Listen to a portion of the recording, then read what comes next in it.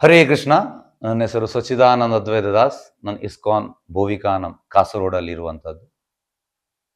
ನಾನು ಮೊನ್ನೆ ಕುಲಶೇಖರ ರಾಜನ ಬಗ್ಗೆ ಹೇಳಿದೆ, ಅದನ್ನೀಗ ಕಂಟಿನ್ಯೂ ಮಾಡ್ತಾ ಇದ್ದೇನೆ.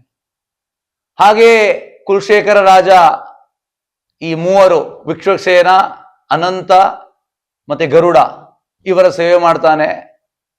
ಮತ್ತೆ ಅವರ ಸಮಯ ಆಗ್ತದೆ, ಹೋಗುವಂತ ಸಮಯ ಆಗ್ತದೆ. ಅವ್ರು ಹೋಗುವಾಗ ವಾಪಸ್ ಅವ ಕೂಗ್ತಾ ಇದ್ದಾನೆ. ಕೂಗುವಾಗ ರಂಗನಾಥನಿಗೆ ತುಂಬಾ ಬೇಜಾರಾಗ್ತದೆ. ಅವ ಹೇಳ್ತಾ ಇದ್ದಾನೆ, ನಾನು ಬರ್ತೇನೆ, ನಾನು ಶ್ರೀರಂಗಂಗೆ ಬರ್ತೇನೆ ಅಂತ ಹೇಳ್ತಾ ಇದ್ದಾನೆ. ಈಗ ರಂಗನಾಥ ಎಂತ ಮಾಡೋದು, ನಮ್ಮ ಪೆರುಮಾಳು ಎಂತ ಮಾಡ್ತಾ ಇದ್ದಾನೆ, ಅವನ 5 ಪಾರ್ಷದರನ್ನು ಕಳಿಸ್ತಾನೆ.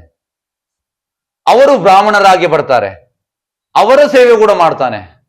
ತುಂಬಾ ಚಂದ ರೀತಿಯಲ್ಲಿ ಮಾಡ್ತಾನೆ. ಅತಿಥಿ ದೇವೋಭವ, ಅತಿಥಿಯನ್ನು ಯಾವ ರೀತಿ ನೋಡ್ಬೇಕು, ಇದು ನಾವು ಕುಲಶೇಖರ ರಾಜನಿಂದ ಕಲಿಬೇಕು. ಅವನಿಗೆ ತುಂಬಾ ಅಂದ್ರೆ ತುಂಬಾ ಖುಷಿಯಾಗಿದೆ, ಒಳ್ಳೆ ರೀತಿಯಲ್ಲಿ ಸೇವೆ ಮಾಡ್ತಾ ಇದ್ದಾನೆ.